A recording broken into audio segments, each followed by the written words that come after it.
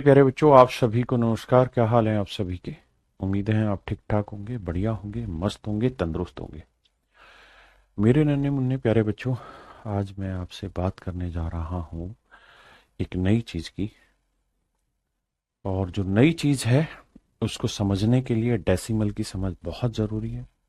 Decimal आपको lecture आपने कर लिया होगा, ऐसी मैं उम्मीद करता हूँ। तभी हम आगे बढ़ पाएंगे और तभी हम चीज़ों को समझ पाएंगे। तो मेरे प्यारे बच्चों, आप सभी का पुनः स्वागत करता हूं अपनी क्लास में। आप सभी को नमस्कार, गुड मॉर्निंग। तो आइए बढ़ते हैं सवालों पे। मेरे प्यारे बच्चों, मैं जो चीज आपको पढ़ाने जा रहा हूं उसका नाम बाद में बताऊंगा क्या पढ़ाने जा रहा हूं, लेकिन पहले पॉइंट समझिए। वॉइस बढ़ा दो पीयूष, वॉइस बढ़ा भाई, बच्चे कह रहे हैं तो। हाँ जी हर्ष जी, आइए देखिए मेरे बच्चे। एक शब्द आपने सुना होगा, नंबर लाइन। नंबर लाइन, आप कहेंगे हाँ सर हमने नंबर लाइन सुना। हिंदी में इसे कहते हैं संख्या रेखा।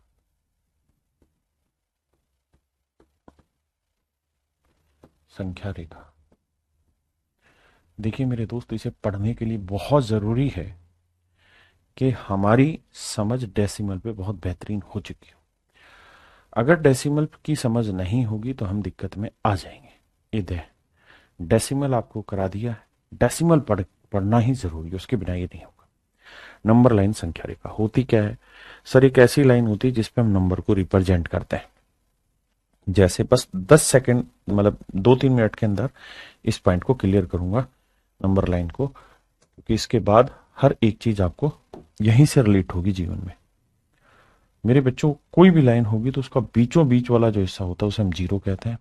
इधर पॉजिटिव वैल्यू चलती है, इधर सारी नेगेटिव वैल्यू चलती है। हाँ जी, तो इधर पॉजिटिव वैल्यू चलती है तो जैसे यहाँ +1 आया, यहाँ +2 आया, यहाँ +3 आया, यहाँ +4 आया, एंड सो ऑन। इधर नेगेटिव वैल्यू चलती है, -1, -2, -3, -4, एंड सो ऑन। तो ये होती है नंबर लाइन। नंबर लाइन संख्या रेखा का मतलब ऐसी रेखा जिस पर हम नंबर रिप्रेजेंट कर सकते हैं, दिखाए जा सकते हैं नंबर, वो नंबर लाइन कहलाती है।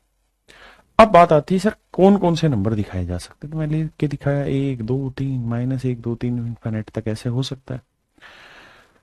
आपने कहा ठीक है, तो सर एक बात बताओ, क्या कि सर मैंने आपकी बात मान ली, आप मुझे 1.2 दिखा के बताओ कैसे आएगा। 1.2 को रिप्रेजेंट करके दिखाइए कैसे होगा। 1.2 को रिप्रेजेंट करके बताइए कैसे होगा। तो सर 1.2 को रिप्रेजेंट करना है तो 1 यहां है और 0.2 की बना दो फ्रैक्शन। तो 0.2 की फ्रैक्शन क्या होगी? 2/10। इसका मतलब ये हुआ कि 1 से 2 के बीच में 10 हिस्से कर दो। 1 से 2 के बीच में कितने हिस्से कर दो? 10 हिस्से। अगर 10 हिस्से आप करेंगे 1 से 2 के बीच में, 1 2 3 4 5 6 7 8, ऐसे 10 हिस्से कर दिए, तो जो दूसरा हिस्सा होगा उसका नाम होगा 1.2। 1.2, बिल्कुल ठीक है। अगर मेरे प्यारे बच्चों मैं आपसे कहूं, आप मुझे बताइए -2.3, इसको रिप्रेजेंट करिए।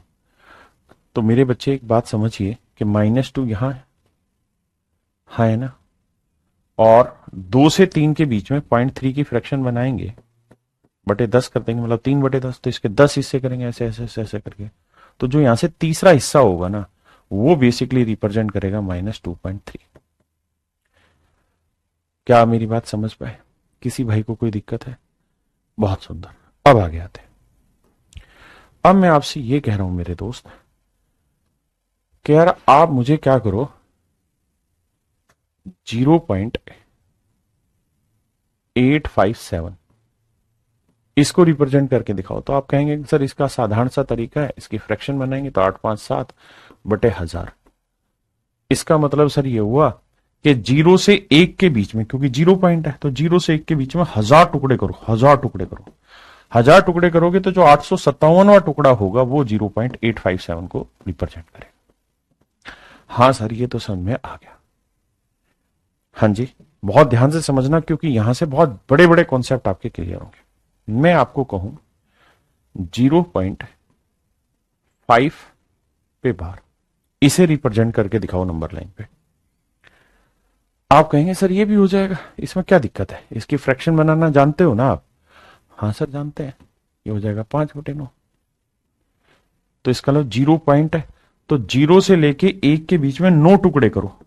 कितने टुकड़े होंगे इस बार? 9 टुकड़े होंगे।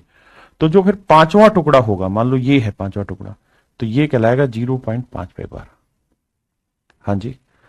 अगर मान लीजिए मैंने कहा -0.89 पे बार, तो इसका मतलब हुआ 89/99। ध्यान रहे माइनस है, तो इसका मतलब 0 से लेके -1 के बीच में 99 टुकड़े करने पड़ेंगे। तो जो 89वां टुकड़ा आएगा वो बेसिकली -0.89 पे बार को रिप्रेजेंट करे। क्या आप मेरी बात से सहमत है? मैं कहा हाँ। तो सर दो बातें यहां से समझ में आई। कौन कौन सी? कि कोई नंबर सीधा सीधा इंटीजर है, इंटीजर है, इंटीजर को हम हिंदी में कहते हैं पूर्णांक। जैसे 1 हुआ, 2 हुआ, -5 हुआ, -1 हुआ, 0 हुआ, 8 हुआ। एक तो ये सारे रिप्रेजेंट किए जा सकते हैं, यानी जो कंप्लीट है, पूर्ण अंक है, इंटीजर है, ठीक है। -18 हुआ, 402 हुआ, ये इंटीजर है, ये सब रिप्रेजेंट किए जा सकते हैं। दूसरा, कोई भी फ्रैक्शन रिप्रेजेंट की जा सकती है, फ्रैक्शन रिप्रेजेंट करी जा सकती है, यानी जो p/q के फॉर्म में लिखी गई हो उसे हम रिप्रेजेंट कर सकते हैं, भिन्न के रूप में लिख सकते हैं, यानी भिन्न को भी दिखाया जा सकता है। आप कहेंगे सर भिन्न को दिखाया जा सकता है?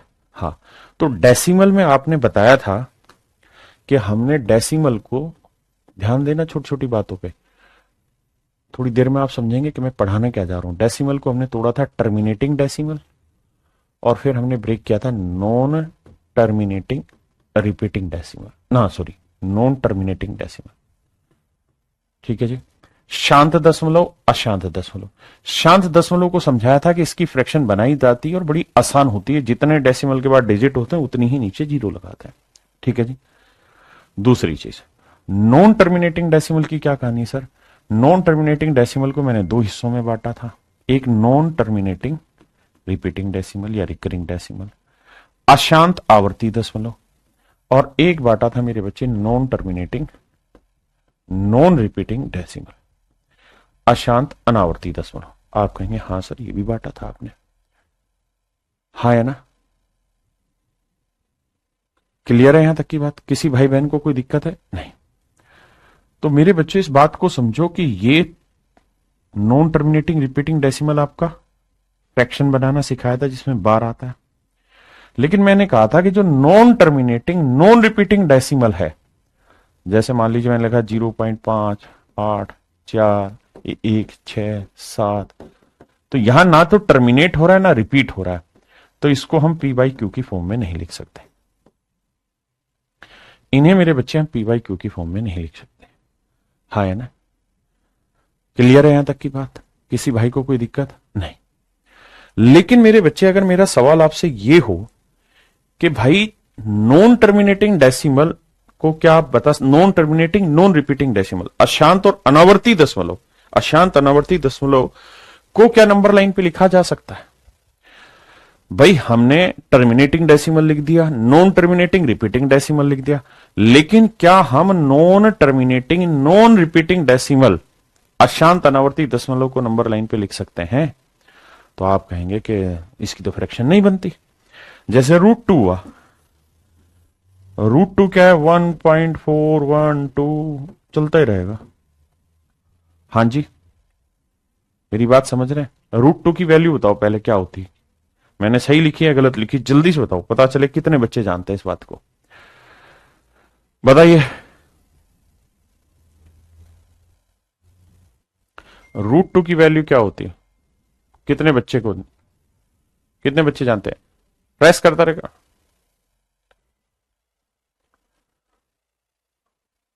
बताओ भाई।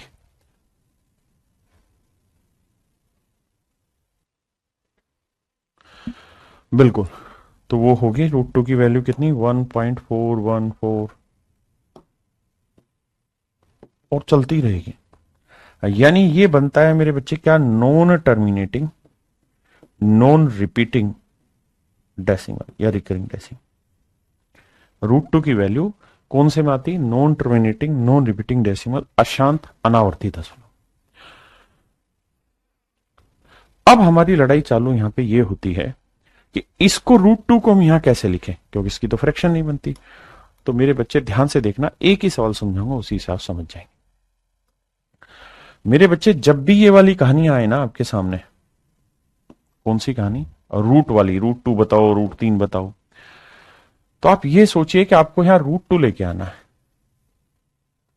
ना। कैसे लाया जाए, तो सर अगर मैं ये साइड की लेंथ 1 ले लूं, इस साइड की लेंथ 1 ले लूं, तो ये रूट 2 आ जाएगा। आप करके देख लो, क्योंकि ये होता है इसका वर्ग जमा इसका वर्ग, तो 1 का वर्ग जमा 1 का वर्ग। बिल्कुल ठीक है। ऐसे ही मेरे बच्चों अगर मुझे यहां रूट 3 लाना हो तो कैसे करें, तो सर एक तो 1 ले लो, एक रूट 2 ले लो, बन जाएगी बात। हाँ है ना, क्योंकि इनके वर्गों का योग करोगे यही आएगा। मैं कहूं मेरे भाई, मुझे बताओ रूट 5 क्या आएगा, तो 5 से छोटा यानी कि रूट 4 ले लो और 1 ले लो, और रूट 4 का मतलब होता है 2। हाँ है ना, 4 1 रिपीट नहीं होगा, चिंता मत करो, उसमें रूट 2 में 4 1 रिपीट नहीं होता। क्लियर है। तो इस तरीके से देखते हैं, यानी यहां रूट 3 है तो उससे एक छोटा और 1 ले लो, रूट 5 है तो उससे एक छोटा 1 ले लो, रूट 2 है तो एक छोटा 1 ले लो। समझ रहे हो मेरी बात को। अब कहानी ये है कि अगर मेरे को यह पता चल जाए कि भाई रूट 2 की लेंथ इतनी होती है, तो मैं फुट्टे से नापूंगा और फिर क्या है, नंबर लाइन पे सीधा लिख दूंगा, यहां से 0 के बाद जितनी मेरी लेंथ थी यहां ही वो लिख दूंगा। तो रूट 2 भी हम रिप्रेजेंट कर सकते हैं। लेकिन अगर करना होता था तो 10वीं क्लास में आप ऐसे करते थे कि अपनी तरफ से एक लाइन खींचते थे, यहां पे मेरे बेटे आप अपनी तरफ से एक लाइन खींचते थे यहां पे, जिसकी लंबाई होती थी 1, तो ये 1 खींच दी। उसके बाद फिर यहां एक लाइन खींचते थे अपनी तरफ से जिसकी लंबाई होती थी 1। ठीक है जी। फिर आप बच्चों कहते थे देखो ये लेंथ 1 है, ये लेंथ 1 है, तो यहां से इसका हाइपोटेनियस निकालोगे तो ये लेंथ कितनी आ जाएगी, सर ये लेंथ पाइथागोरस थ्योरम से रूट 2 निकल के आ जाएगी। कितनी लेंथ निकल के आ जाएगी मेरे बच्चे, रूट 2 लेंथ निकल के आ जाएगी। और अगर ये रूट 2 निकल के आ गई तो भैया ये फुट्टे से नाप लेंगे, या यहां प्रकार की नोक रखेंगे और यहां रखेंगे पेंसिल प्रकार की, और हमें ये पता चल गया ये जो चाप है यानी ये जो आर्क है ये रूट 2 लेंथ जितनी, और हम इसको ऐसे ले आएंगे। तो ये वाला जो पॉइंट है यहां, ये रूट 2 लेंथ को रिप्रेजेंट कर देगा, रूट 2 लेंथ को रिप्रेजेंट कर देगा। मोटी बात ये है मेरे बच्चे कि यहां तक मैंने जो पढ़ाया है वो आगे काम आएगा पेपर में। क्यों आएगा, ये नहीं आएगा पेपर में कि रूट 2 को रिप्रेजेंट करके दिखाओ लाइन पे, ये 10वीं क्लास का हिस्सा था, आपका नहीं। लेकिन मेरी कहानी पढ़ाने का तरीका यह है कि मैं जो भी पढ़ाऊं आपको आपके दिमाग में फिट होना चाहिए, पूरी तरीके से समझ में आना चाहिए, रटना नहीं। तो आपको यह पता चल गया कि भाई रूट 2 की कहानी क्या है, रूट 2 रिप्रेजेंट किया जा सकता है, रूट 3 रिप्रेजेंट किया जा सकता है। बिल्कुल ठीक है। अब मैं आपसे ये चाहता हूं कि मुझे माइनस में रूट 2 रिप्रेजेंट करके दिखाओ, मुझे इस नंबर लाइन पे माइनस में रूट 2 रिप्रेजेंट करके दिखाओ, तो मैं मानूं आपकी बात।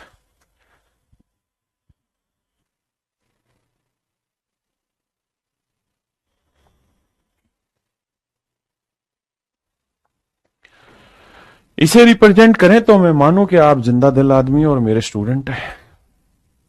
तो आप कहेंगे सर इसे तो मैं क्या, कोई भी नहीं कर सकता रिप्रेजेंट। क्यों, क्योंकि सर आपने एक चीज समझाई कि भाई ये सारी कहानियां जो सेट होती हैं, ये सारी कहानियां सेट कहां होती हैं, राइट एंगल ट्रायंगल में सेट होती हैं, क्योंकि यहीं पे रूट में लाया जा सकता है। कब, जब आपके पास परपेंडिकुलर हो और बेस हो, तो जो हाइपोटेनियस है उसकी वैल्यू ही आएगी। लेकिन सर एक बात बताना, दो चीजें ध्यान से समझना। आप सर कमजोर टीचर हैं, क्योंकि आप टीचर हैं और बाकी पूरी दुनिया जो यूट्यूब पे पढ़ा रही है वो यूट्यूबर है, इसलिए उनको ज्यादा ही दिमाग है। अगर एक्स स्क्वायर बराबर 16 है तो एक्स की वैल्यू क्या होगी, +-4। हाँ जी। और एक्स बराबर √16 है तो एक्स की वैल्यू क्या होगी, +4। ध्यान रहे, क्यों, क्योंकि ये लीनियर इक्वेशन है, लीनियर इक्वेशन है, इसकी पावर एक है, इसलिए लीनियर इक्वेशन और लीनियर इक्वेशन का एक ही सॉल्यूशन आता है। जितनी पावर होती है उतने सॉल्यूशन। यहाँ क्वाड्रेटिक इक्वेशन है, दो पावर है तो दो सॉल्यूशन आएंगे, एक प्लस एक माइनस। कहानी क्वाड्रेटिक में डिटेल में पढ़ेंगे, अभी नहीं। तो मेरे बच्चे हाइपोटेनियस यानी रूट में अगर कोई वैल्यू है तो इसका आंसर हर हाल में प्लस में आएगा, माइनस में नहीं आएगा, पहली चीज। तो मेरे बच्चे परपेंडिकुलर आपका प्लस हो या माइनस हो, बेस भी आपका प्लस में वैल्यू लिखी हो या माइनस में लिखी हो। हाइपोटेनियस तो परपेंडिकुलर का स्क्वायर होता है, नहीं प्लस या माइनस कुछ भी इधर का उसका वर्ग, जमा में बेस प्लस माइनस कुछ भी इधर का उसका वर्ग करना होता है। और मेरे बेटे आप ये बात जानते हैं कि ये प्लस माइनस का वर्ग करोगे प्लस आएगा, और भैया यहाँ प्लस माइनस कुछ भी उसका वर्ग करोगे प्लस आएगा, और प्लस प्लस को जोड़ेंगे ना सर तो आंसर में अंदर प्लस आएगा। और अंदर प्लस आ रहा है तो अंदर माइनस सेट ही नहीं होगा, अंदर कोई माइनस ला ही नहीं सकता माई काला, अंदर माइनस में कोई ला ही नहीं सकता स्क्वायर रूट के अंदर।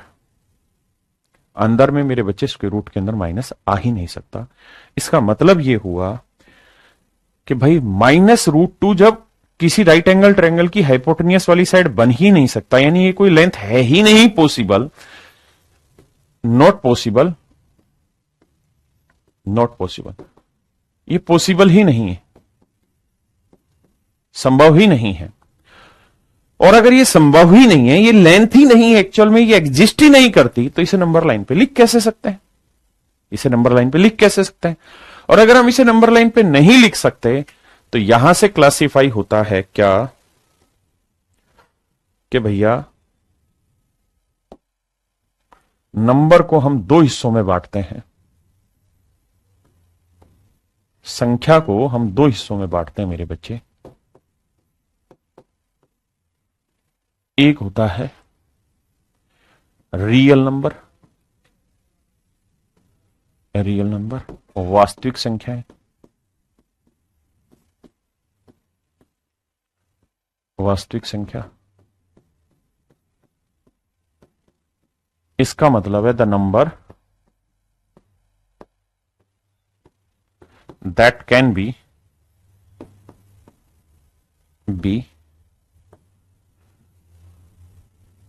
represent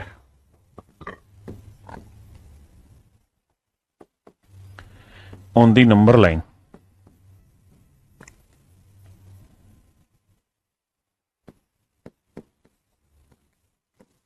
जो संख्या या जो भी नंबर है, अगर किसी नंबर को हम नंबर लाइन पे रिप्रेजेंट कर देंगे, अगर किसी नंबर को नंबर लाइन पे रिप्रेजेंट कर देंगे, जो नंबर अभी मैं पढ़ा रहा था, तो वो मेरा कहलाता है मेरे बच्चे रियल नंबर, वास्तविक संख्या कहलाता है। अगर कोई संख्या नंबर लाइन पे लिखी जा सकती है, दिखाई जा सकती है, वो मेरा कहलाता है रियल नंबर, वास्तविक संख्या है।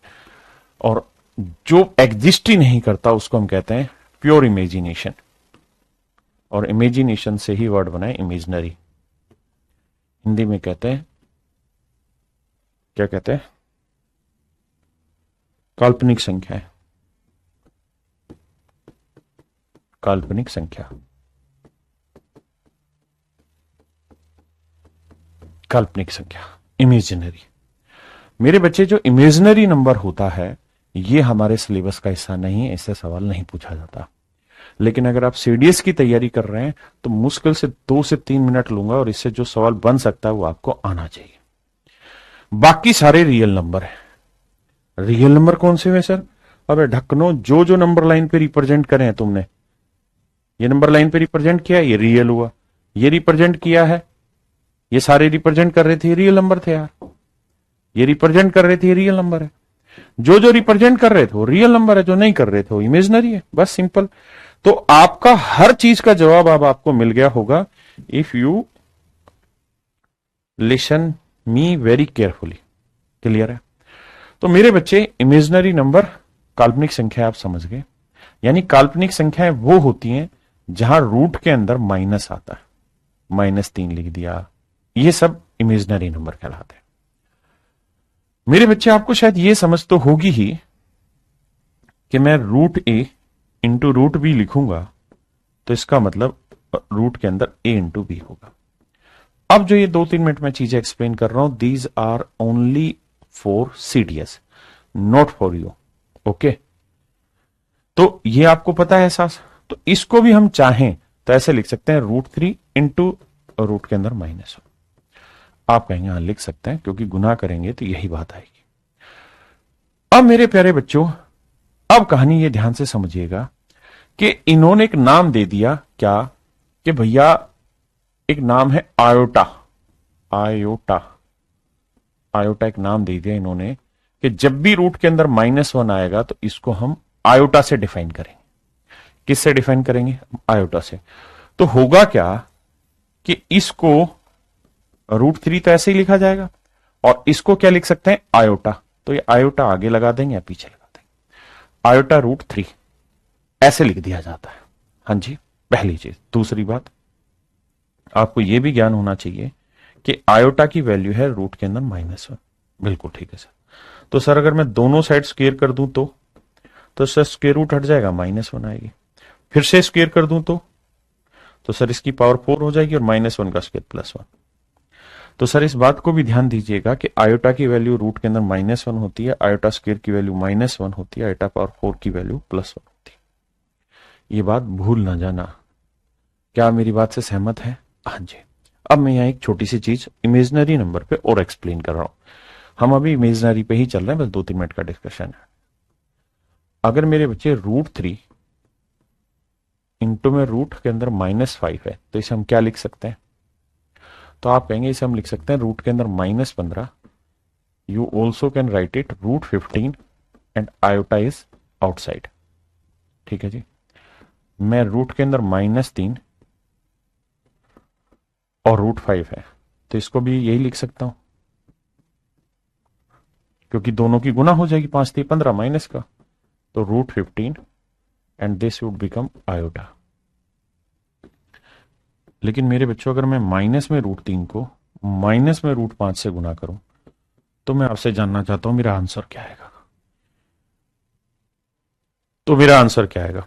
मैं आयोटा आपको जो पढ़ा रहा हूं एसएससी के लिए नहीं है, सिर्फ 2-4 मिनट का डिस्कशन है, सहन कर लो। ये सीडीएस वाले बच्चों के लिए। उसके बाद फिर आपकी पोर्शन पे आ जाएंगे, रियल नंबर पे, वही हमें पढ़ना है।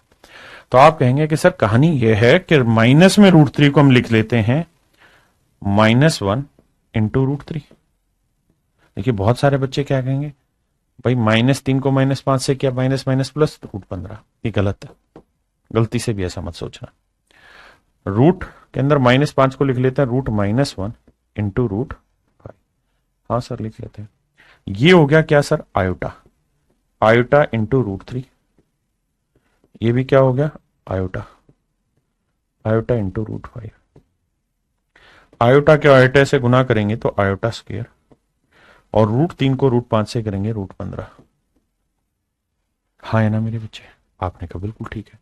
और सर आपने 2 ही सेकंड पहले बताया था कि आयोटा स्क्वायर की वैल्यू क्या होती है? -1। तो मेरे बच्चे इस केस में जो आपका उत्तर आएगा वो बाहर माइनस आएगा और √15 अंदर आएगा, क्योंकि आयोटा स्क्वायर की वैल्यू माइनस होती है। क्या मेरी बात समझ पाए? अनेक यूट्यूब पे पढ़ाने वाले टीचर या यूट्यूबर्स ने इसको गलत करा रखा है धड़ल्ले से, क्योंकि उनको इतनी समझ ही नहीं है। वो यूट्यूब के ही टीचर है, उन्होंने ज्ञान लिया ही नहीं, उनकी क्वालिफिकेशन ये है ही नहीं कि आपको सही बता दें। क्या मेरी बात समझ पाए? किसी भाई को दिक्कत है यहां तक? नहीं। अब मेरे बच्चे एक छोटी सी बात और समझिए, बहुत सारे अच्छा भी पढ़ाते हैं, आइए यहां तक की बात समझे। मेरे बच्चों, रियल नंबर क्या होते हैं आपको समझा दिया। अगर मैं 5 जमा आयोटा √3 लिख दूं तो ये रियल नंबर है और ये इमेजिनरी नंबर है। तो मेरे बच्चे, रियल और इमेजिनरी नंबर के मिश्रण को हम कहते हैं complex number. Complex number Hindi में कहते हैं सम्मिश्र संख्या। सम्मिश्र संख्या क्या कहते हैं मेरे बच्चे? सम्मिश्र संख्याएं कहते हैं। जब एक वास्तविक संख्या हो और एक इमेजिनरी नंबर हो और उनका बीच का मतलब जोड़ हो, माइनस हो, कुछ भी साइन हो, तो इसे हम कहते हैं, जोड़ो मतलब प्लस माइनस लिख लो यहाँ, तो इसे हम कहते हैं कॉम्प्लेक्स नंबर, सम्मिश्र संख्या। ठीक है जी। ये जो हिस्सा है, अब ये यहां से क्लियर हुआ, इस पे आंख उठा के कोई नहीं देखेगा, क्योंकि ये सिर्फ सीडीएस की तैयारी करने वाले बच्चों के काम आएगा और किसी के नहीं। अब इस टॉपिक को हटा देते हैं इमेजिनरी को, और यहां से हम चर्चा शुरू करते हैं एसएससी की और जनरल कंपटीशन की। तो मेरे प्यारे बच्चों, अब आपको समझ में आया होगा कि मैं आपको नंबर लाइन क्यों पढ़ा रहा था, क्योंकि नंबर लाइन के ही थ्रू आप ये समझ पाएंगे कि कौन सा रियल नंबर है और कौन सा इमेजिनरी नंबर है। अदरवाइज तो मैं रटवा देता आपको, और कुछ नहीं। ठीक है जी, आइए मेरे दोस्त, अब हेडिंग डाल लीजिए रियल नंबर को। हर एक छोटी से छोटी बात समझनी है। रियल नंबर, हिंदी में वास्तविक संख्या।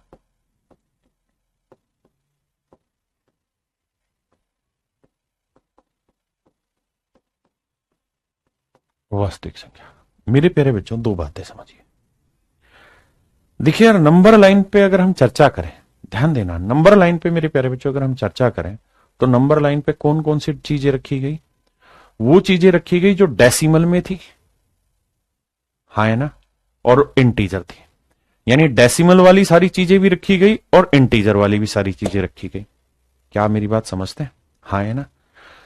पॉइंट क्लियर है कि नहीं है? दूसरा एक बात और रखना, किसी भाई को यहां तक कोई दिक्कत हो तो मुझे बताओ। नहीं। अब मेरे बच्चे, मैं रियल नंबर को दो हिस्सों में बांट देता हूं। बेसिकली इसे दो तरीकों से बांटा जा सकता है। एक शब्द होता है जिसे हम कहते हैं परिमेय संख्या। परिमेय संख्या,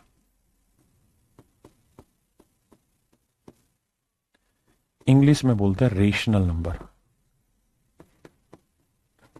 रेशनल नंबर, परिमेय संख्या। और एक होता है मेरे बच्चे इर्रेशनल नंबर, अपरिमेय संख्या।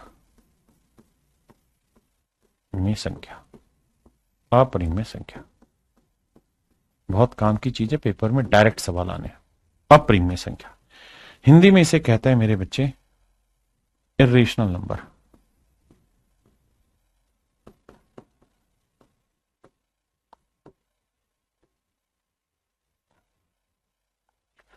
मेरे बच्चे, आयोटा क्यूब वगैरह पे आपको जाने की जरूरत नहीं है।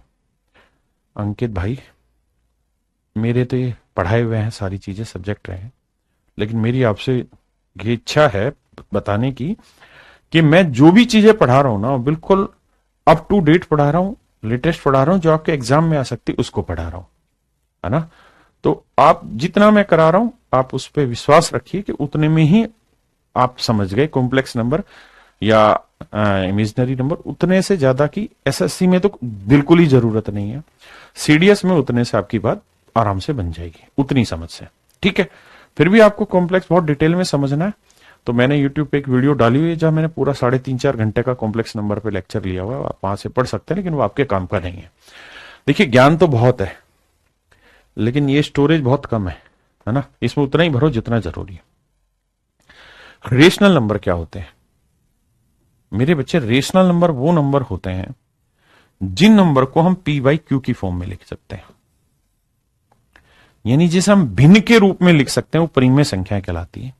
और एक बात ध्यान रहे, यहां P and Q both are integer. Both are integer. Integer, दोनों ही पूर्णांक हो, दोनों ही पूर्णांक होने चाहिए। यानी ये भी पूर्णांक होना चाहिए, ये भी पूर्णांक होना चाहिए। दूसरा, क्यू कभी भी 0 के बराबर नहीं होना चाहिए, क्योंकि थोड़े टाइम के बाद मैं सिखाऊंगा आपको कि 5/0 इन्फिनाइट है या अनडिफाइन है। इस कहानी के ऊपर हम डिटेल में बात करेंगे। अभी यहां समझिए, तो जिन नंबर को हम पी बाई क्यू की फॉर्म में लिख सकते हैं, जहां पी और क्यू दोनों पूर्णांक हो, इंटीजर, और क्यू 0 के बराबर ना हो, वो मेरे रेशनल नंबर कहलाते हैं, परिमेय संख्या। जैसे मैं आपको कहूं √2/7, क्या ये रेशनल नंबर है? तो आपका जवाब होगा नहीं है सर। क्यों? क्योंकि सर ये पी बाई क्यू तो फॉर्म में है, लेकिन पी इंटीजर नहीं है, यानी ये पूर्णांक नहीं है, √2 पूर्णांक नहीं। बहुत बढ़िया। दूसरी बात बताओ सर, अगर आप ये बात समझ गए तो, कि 5 रेशनल नंबर है सर, क्योंकि इसके बटे 1 लिखा हुआ है। आपको नहीं दिख रहा तो क्या हुआ? -7 है, हाँ सर बिल्कुल, इसके बटे 1 है तो सही। ठीक है भाई, तो सर ये बताओ 22/7 है। अरे मूर्ख टीचर, खुद ही फ्रैक्शन में लिख दिया, फिर क्यों पूछ रहा है? ये तो है ही रेशनल नंबर, इसमें कहां दिक्कत है? ठीक है सर। तो सर एक बात बताओ, आप बहुत समझदार हो, तो ये बताओ सर, 0.8 ये तो डेसिमल में, ये रेशनल है? बिल्कुल है भाई, क्योंकि इसको फ्रैक्शन बनाओगे तो 8/10 बन जाएगी, और 8 और 10 दोनों ही पूर्णांक है, कोई दिक्कत नहीं। अच्छा, तो ये बता 0.57 पे बार, ये रेशनल है? बिल्कुल है सर, बिल्कुल है सर, इसमें कोई दिक्कत थोड़ी है। क्यों? क्योंकि इसकी फ्रैक्शन बन जाती है 57/99, और दोनों के दोनों पूर्णांक है, तो दिक्कत नहीं है। और सर माइनस हो तो भी दिक्कत नहीं है, क्योंकि ये इंटीजर होने चाहिए, प्लस माइनस तो होते ही है पूर्णांक में, उससे फर्क नहीं पड़ता। तो ये सारी मेरे प्यारे बच्चों पूर्णांक ना परिमेय संख्या है। अच्छा सर ये बताओ, √4 क्या रेशनल नंबर है, परिमेय संख्या है? बिल्कुल है भाई, क्यों है? क्योंकि 4 का वर्गमूल 2 होता है, और इसके बटे कुछ नहीं तो 1 है, तो ये परिमेय संख्या ही तो है। √9 है? बिल्कुल होगा जी। √16 है? बिल्कुल होगा, क्योंकि इसका मतलब 4/1 है, इसका मतलब 3/1 है। बिल्कुल ठीक है। तो सर ये बताओ फिर इरेशनल नंबर कौन से होते हैं? तो इरेशनल नंबर में पहली चीज शामिल होगी नॉन टर्मिनेटिंग, बहुत ध्यान से समझना मेरी बात, non repeating, non terminating, non repeating decimal.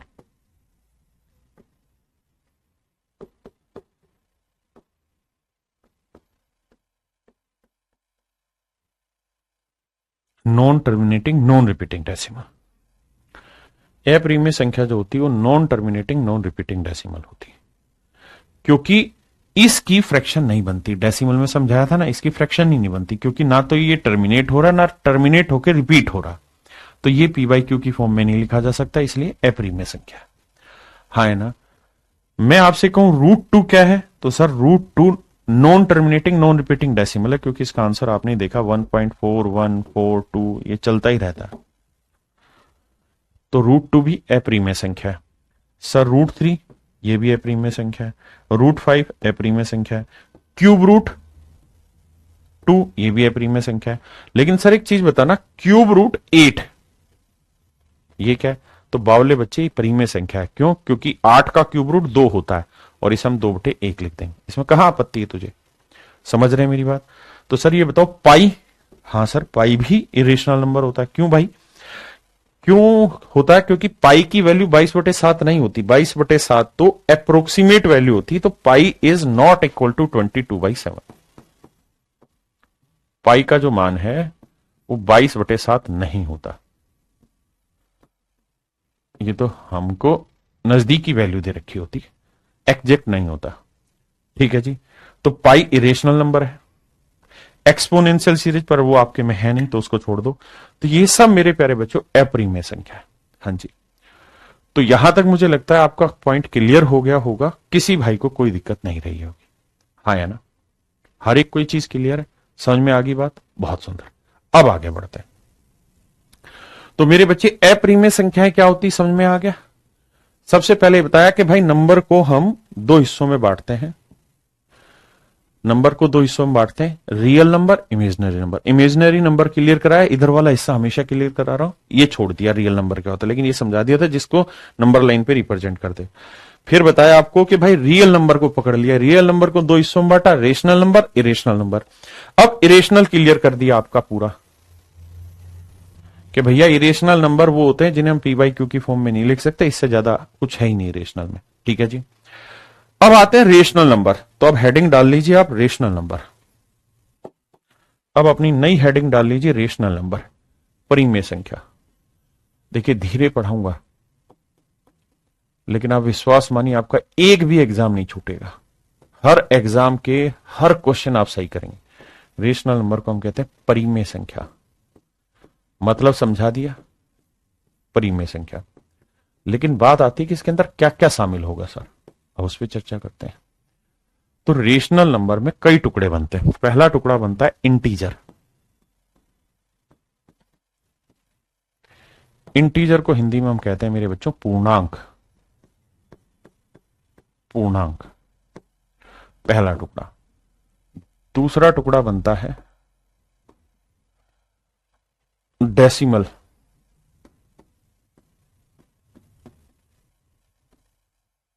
दशमलव।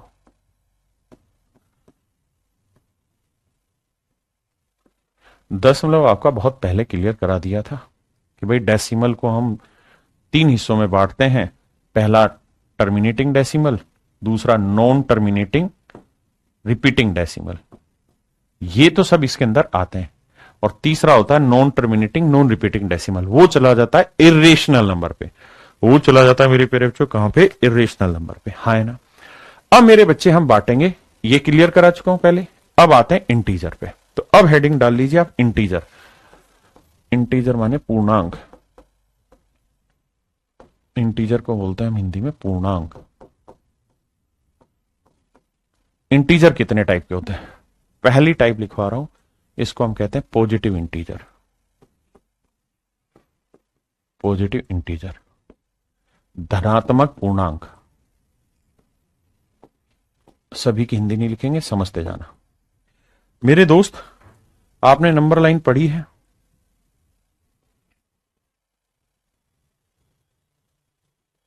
चलो,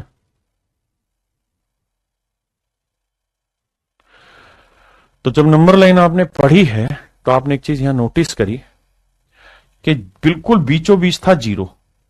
तो जीरो से इधर की जितनी वैल्यू है वो पॉजिटिव इंटीजर, मतलब पॉजिटिव कहलाती है, और इससे इधर की सारी वैल्यू नेगेटिव आती है। जीरो अलग कहानी अभी समझा रहा हूं।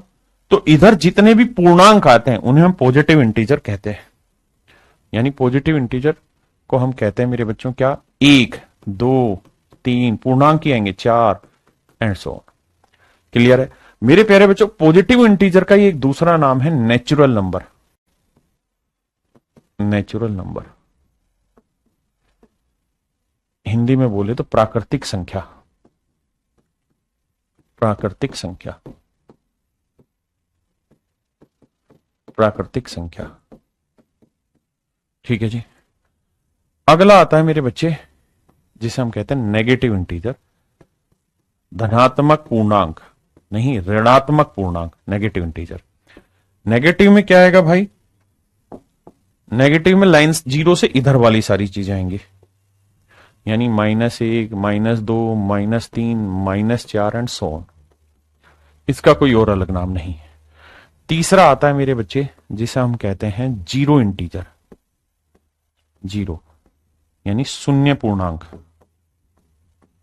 शून्य पूर्णांक इंटीजर, जीरो इंटीजर, शून्य पूर्णांक। आपने देखा कि जीरो से इधर और जीरो से इधर, तो जीरो बिल्कुल बीच में आ गया। तो जीरो जो होता है ना, वो अपने आप में अलग चीज होती है। जीरो अपने आप में अलग चीज होती है ना। अगर मैं आपको कह दूं कि एक्स स्क्वायर बराबर जीरो है, तो बताओ एक्स की वैल्यू, तो आप ये मत करना कि एक्स की वैल्यू +-0। गलत है। क्यों? क्योंकि जीरो ना तो पॉजिटिव होता ना नेगेटिव। जीरो के आगे आप पॉजिटिव लगाएं वो भी गलत है, और जीरो के आगे नेगेटिव लगाएं वो भी गलत है। आप कहें जी +0 आया, या आप कहें -0 उत्तर आया, दोनों ही गलत है, क्योंकि जीरो ना पॉजिटिव है ना नेगेटिव है ना। तो ये बात ध्यान रखने की है कि sir zero integer is quite different. फिर आते हैं मेरे बच्चे चौथा, जिसे हम कहते हैं non negative integer.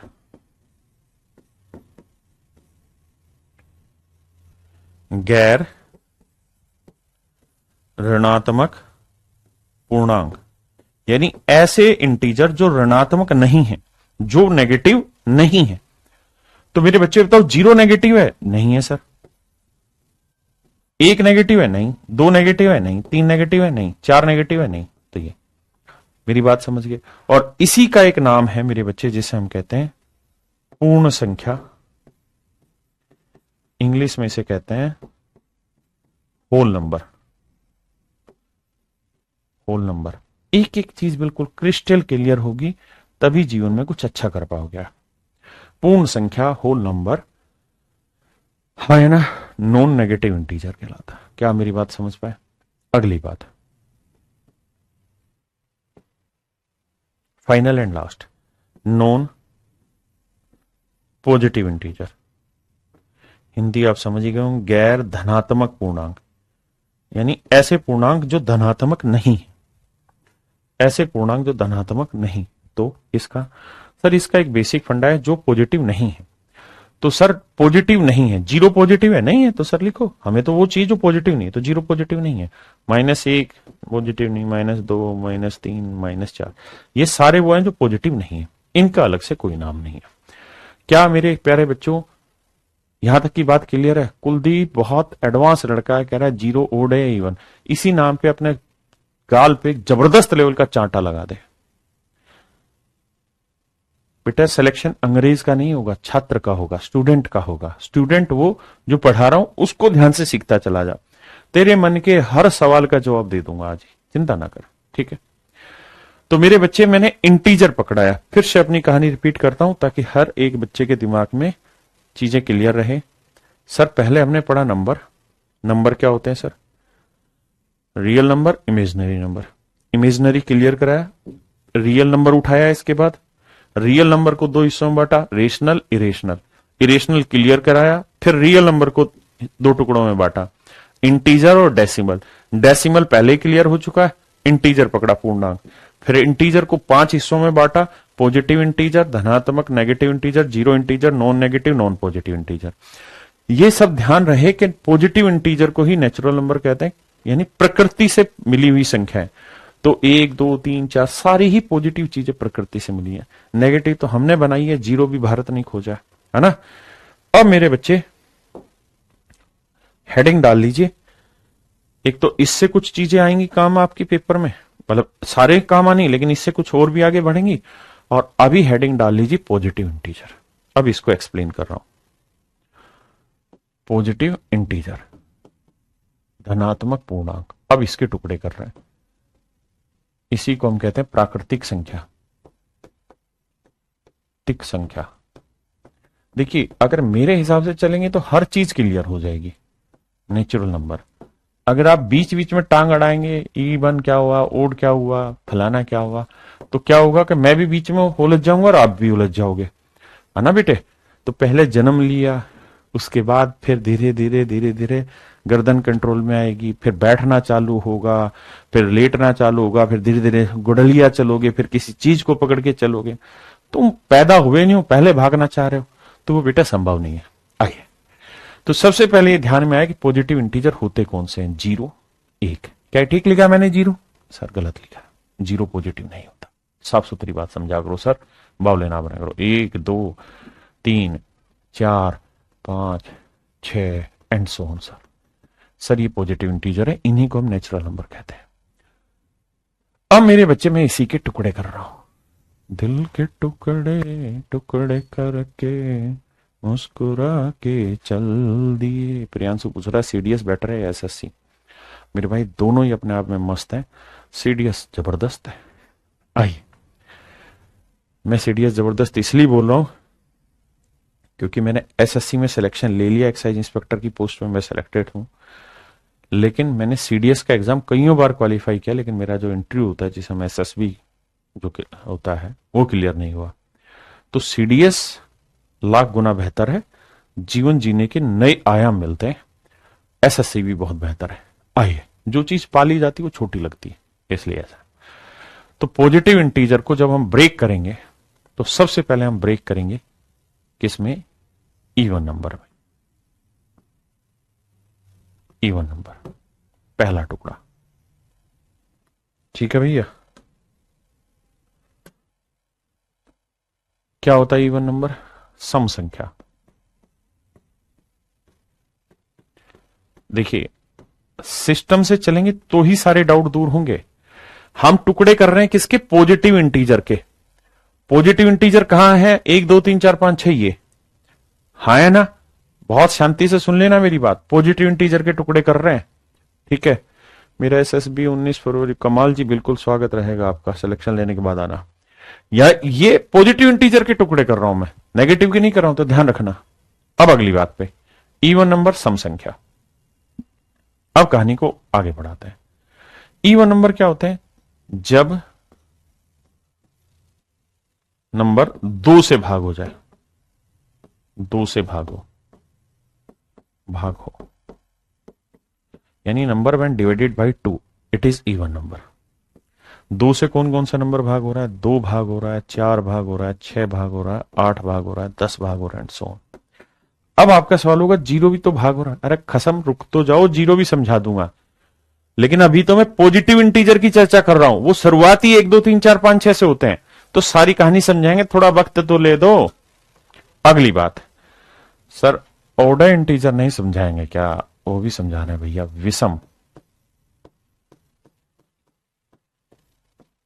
Odd number. मेरे बच्चे, ओड नंबर विषम संख्या वो होती है जो सम नहीं होती, यानी जो दो से डिवाइड ना हो। जो नंबर दो से डिवाइड यानी भाग ना हो, ना हो। ठीक है जी, जैसे 1 3 5 7 9 11 एंड सो ऑन। बहुत सुंदर सर, बात पल्ले पड़ गई। ठीक है सर, अब 3 नंबर लिखो यहीं से। इवन ओड ब्रेक कर दिया, अब 3 पे आ जाओ। एक होता है sir prime number,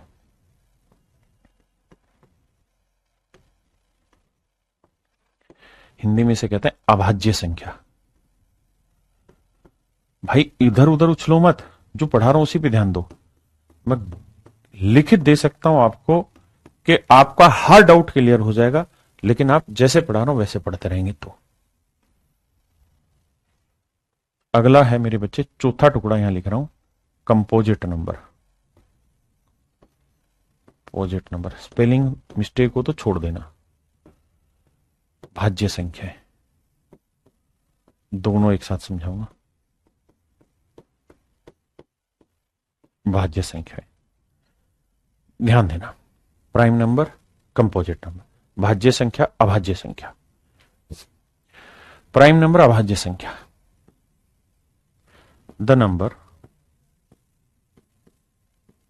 which have only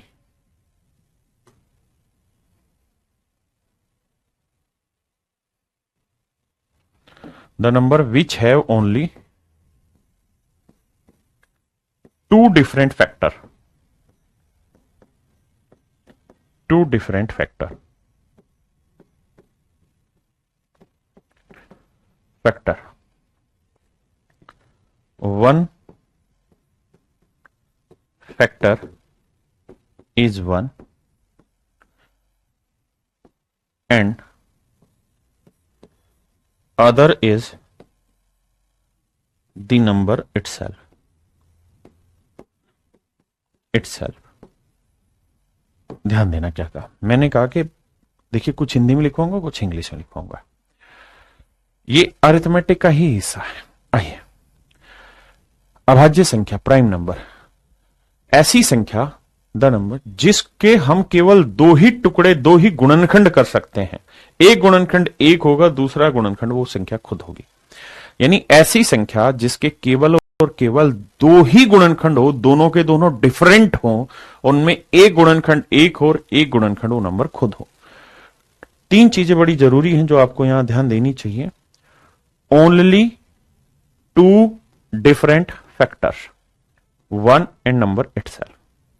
अब बात आती है सर ये फैक्टर नया शब्द आया, फैक्टर समझाओ।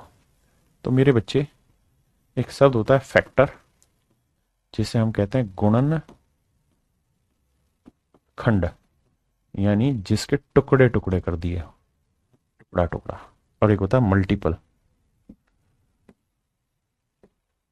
मल्टीपल, मल्टीपल को कहते हैं गुणज, यानी जो गुणा करके आगे बढ़ता जा रहा हो। ठीक है, जैसे मान लीजिए मेरे बच्चे, मैं आपको कहूं कि भाई 6 के फैक्टर बताओ कितने, तो मतलब 6 के कितने टुकड़े हो सकते हैं। मतलब देसी भाषा में कहें तो 6 किस किस से भाग जाएगा, तो 1 से भाग जाएगा, 2 से भाग जाएगा, 3 से भाग जाएगा, 6 से भाग जाएगा। 6 इन्हीं टुकड़ों से भाग जाएगा, बहुतों से जाएगा ना सर, इन्हों से। तो जिनसे 6 डिवाइड होगा मेरे प्यारे बच्चों, जिनसे 6 भाग होगा, ये इसके फैक्टर कहलाएंगे। हाँ जी, हमेशा ध्यान रखना, नंबर ऑफ फैक्टर जो होते हैं, नंबर ऑफ फैक्टर जो होते हैं, नंबर ऑफ फैक्टर हमेशा गिने जा सकते हैं, फाइनाइट होते हैं, फाइनाइट होते हैं, निश्चित होते हैं, निश्चित होते हैं, निश्चित होते हैं, नंबर ऑफ फैक्टर हमेशा फाइनाइट होते हैं, निश्चित होते हैं मेरे बच्चे, ध्यान देना। जबकि मल्टीपल जो होते हैं, गुणज, गुणज का ना पहाड़ी, देसी भाषा में बोल लिख देते हैं क्योंकि हम तो देसी आदमी हैं। पहाड़ी टेबल जिसे हम इंग्लिश में कहते हैं,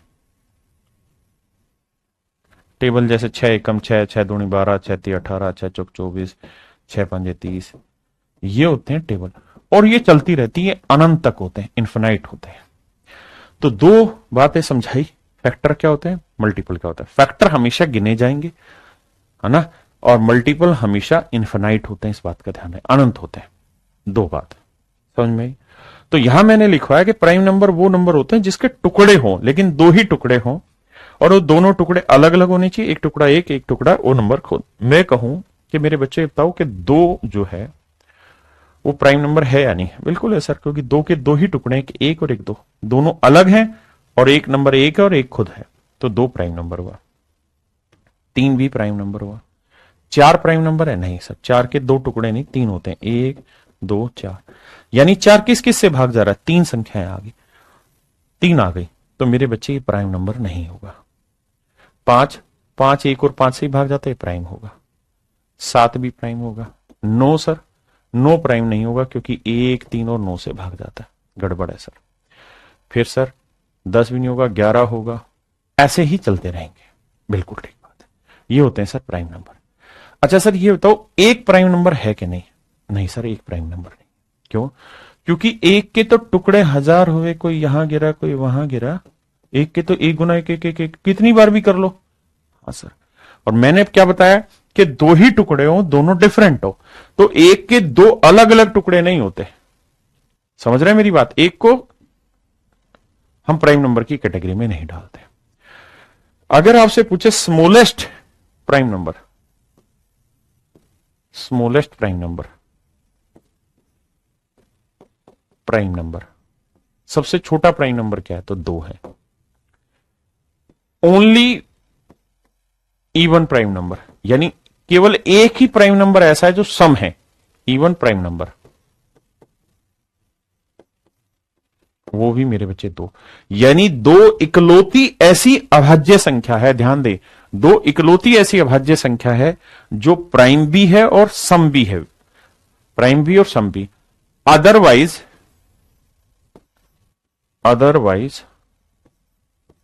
इसके अलावा every prime number is odd. इसके अलावा जितने भी प्राइम नंबर होंगे वो सारे विषम होंगे। ध्यान देना इन शब्दों को, क्योंकि नी पे सवाल बनेंगे। यानी जितने भी प्राइम नंबर, उसमें केवल इकलौता एक ही ऐसा प्राइम नंबर है जो इवन है, और उसका नाम है दो। ठीक है जी। दो के अलावा जितने भी प्राइम नंबर है वो हर हाल में 100% ओडी होते हैं, बात ध्यान रहे, इसमें कंफ्यूजन नहीं होगा। पॉइंट क्लियर है? अब आते हैं कंपोजिट नंबर क्या हो, भाज्य संख्या क्या हुई। इसको हिंदी में लिखवाता हूं, जिसके दो से अधिक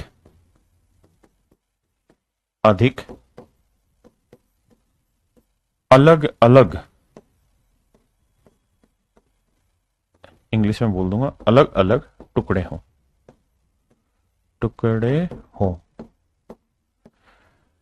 मेरे बच्चे, the number which have more than two different factors, the number which have more than two different factors, जैसे 4 हुआ, 6 हुआ, 8 हुआ, 9 हुआ, 10 हुआ, 12 हुआ, 15 हुआ, ये सारे के सारे क्या है मेरे बच्चे? कंपोजिट नंबर है, क्योंकि इनके दो से ज्यादा टुकड़े हैं। सर क्या एक कंपोजिट नंबर होगा? एक नहीं होगा, क्योंकि सर इसके दो टुकड़े हैं ही नहीं, एक ही बनता है। तो इस बात को ध्यान रहेंगे या हाईलाइट करके लिखेंगे, वन जो है इज नीदर प्राइम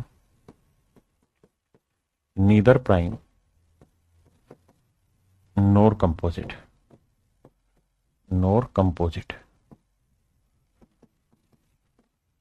एक जो है ना तो भाज्य है ना ही अभाज्य है।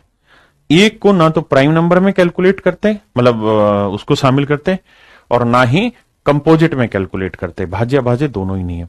ऐसे ही ध्यान रखना, zero is neither positive NOR negative. Zero ना पॉजिटिव है ना नेगेटिव है। ये छोटे छोटे बुलेट पॉइंट है जो आपको कॉपी में लिख लेने हैं।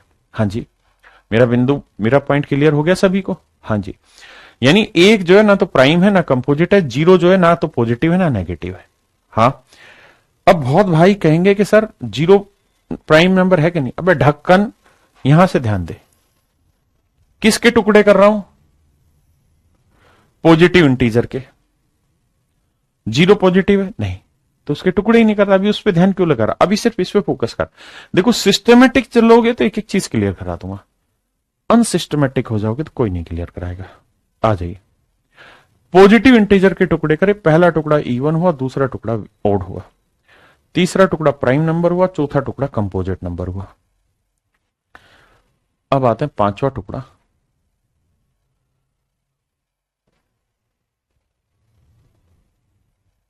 बिल्कुल प्यार से एक एक छोटी से छोटी बात समझा के चलो। इसको मेरे बच्चे हम कहते हैं क्या? Perfect number. Perfect number Hindi में कहते हैं परिपूर्ण संख्या, परिपूर्ण संख्या, परिपूर्ण संख्या। इससे एक सवाल पेपर ने पूछा, हिंदी इंग्लिश दोनों डिफाइन कर रहा हूं, अच्छे से समझ के जाइए। Y one is not prime number. Deepak भाई एक एक चीज समझा तो दी, एक प्राइम क्यों नहीं है? क्योंकि एक के दो डिफरेंट फैक्टर नहीं है तो तू बता दे। अरे मेरे बेटा इस बात को क्यों नहीं समझ रहा कि मैं एक एक चीज क्लियर कर रहा हूं शुरुआत में? तो जो शुरुआत में क्लियर कर रहा हूं उसको शुरुआत से ही समझो, ध्यान से खोपड़ी खोल के, तभी तो बात पल्ले पड़ेगी। परफेक्ट नंबर, परिपूर्ण संख्याएं क्या होती है? इसको एग्जाम्पल से समझाता हूं, लैंग्वेज में नहीं। भाई ये बताओ, चार के फैक्टर करो, एक दो चार, यानी चार किस किस से भाग जाएगा? छह के फैक्टर करो, एक दो तीन छह।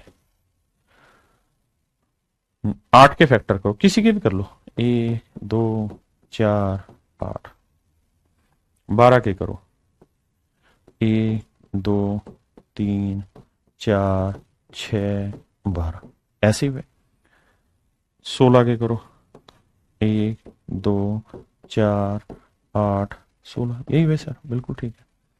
ऐसे ही मैं कहूं 28 के करो, 28 किससे भाग हो रहा है? एक से, दो से, चार से, 7 से, 14 से और 28। अब यहीं से समझना, इसी से समझा दूंगा, क्लियर हो जाएगा आपको पॉइंट। ठीक है, वन कंपोजिट तो भी सारे फैक्टर हैं। अब फिर से समझना उस बात को, इस क्लास के बाद समझना, अभी तुम पकड़ नहीं पा रहे जो मैं कहना चाह रहा हूं। मेरे प्यारे बच्चों, मैं कहना क्या चाह रहा हूं उस बात को सुनना। मैं कहना आपको यह चाह रहा हूं कि किसी भी नंबर के आप फैक्टर निकालें तो जितने भी फैक्टर बने उसमें एक नंबर तो उनका खुद भी, मतलब वही फैक्टर, जैसे 6 का एक फैक्टर तो 6 खुद भी होगा।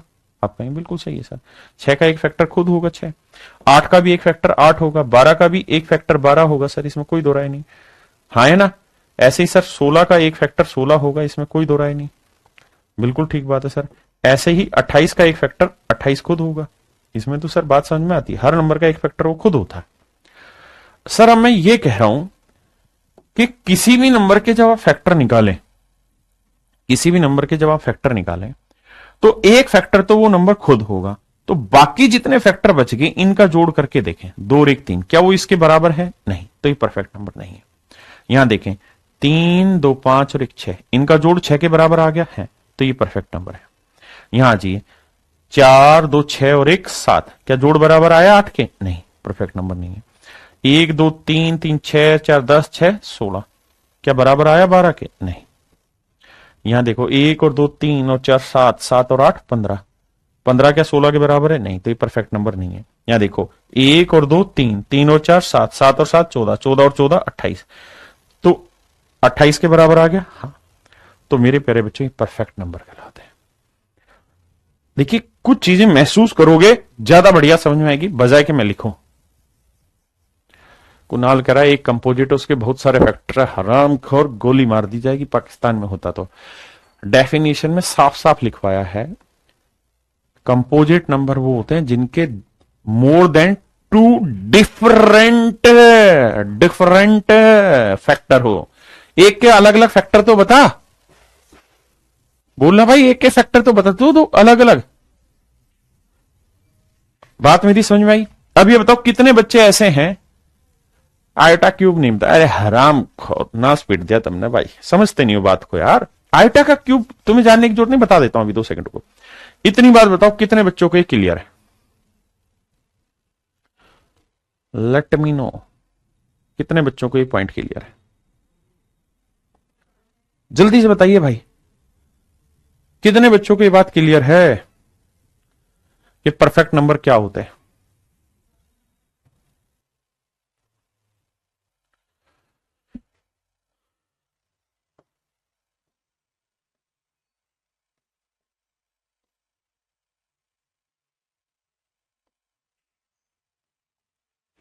मेरे नन्हे मुन्ने बच्चों, ये लिस्ट में लिख रहा हूं, इस लिस्ट को घोटा मार लेना है, पी लेना है। इससे एक ही सवाल पेपर में आया था और 4 ऑप्शन दिए थे और पूछा था इनमें से कौन सा परफेक्ट नंबर है, परिपूर्ण संख्या है। और दिक्कत ये हो गई वहां पे कि परिपूर्ण संख्या पेपर में निकालना बहुत मुश्किल हो जाएगा, क्योंकि पहली बात तो बड़े नंबर होते हैं तो उनका हमें क्या निकालना पड़ता है, फैक्टर। फिर उस नंबर को छोड़ के बाकी फैक्टर्स का जोड़ निकालना, फिर देखना कि वो इक्वल है या नहीं, और 4 ऑप्शन में से एक छाटना, मतलब 4 सवाल हो जाते हैं, तो बड़ा लेंदी हो जाता है। अदरवाइज मैं आपको रटने को कभी कुछ नहीं कहता हूं। तो मैंने आपको ये सिंपल समझाया कि भाई 6, 28, 496 और 8128 ये 4 परफेक्ट नंबर है। ऐसे परफेक्ट नंबर और भी हैं, है ना। 52 परफेक्ट नंबर अभी तक खोजे जा चुके हैं, बट उस पर जाने की जरूरत नहीं है ना, वो हमारा हिस्सा नहीं है। बस ये 4 याद रख लोगे तो परफेक्ट नंबर की कहानी आपके हाथ में आ गई, बात खत्म। क्लियर है मेरे बच्चे? देखिए यार मेरे दोस्तों, आप इतनी बात को बहुत बढ़िया से पढ़ के आइए, क्योंकि कल मैं अगला जो टुकड़ा करूंगा ना इसमें, वो टुकड़ा करूंगा किसका? प्राइम नंबर का। क्योंकि कंपोजिट आपको समझ में आ गया होगा, कंपोजिट में कुछ नहीं था, कंपोजिट में कुछ प्राइम नंबर है। प्राइम नंबर में रिलेटिव प्राइम नंबर, को प्राइम, ट्विन प्राइम, फलाना प्राइम, दिकड़ा प्राइम। कल सारे प्राइमों के साथ खेल खेलेंगे। तो आज के लिए इतना ही, धन्यवाद आप सभी को, बहुत बहुत नमस्कार। दूसरी चीज ये भी ध्यान रखें कि डेसिमल का चैप्टर ऑलरेडी हो चुका है, जिन्होंने नहीं पढ़ा दोबारा से पढ़ें। मैं एक बार फिर से देखता हूं, रिकॉर्डेड दोबारा आपको प्रोवाइड कराता हूं। धन्यवाद आज के लिए।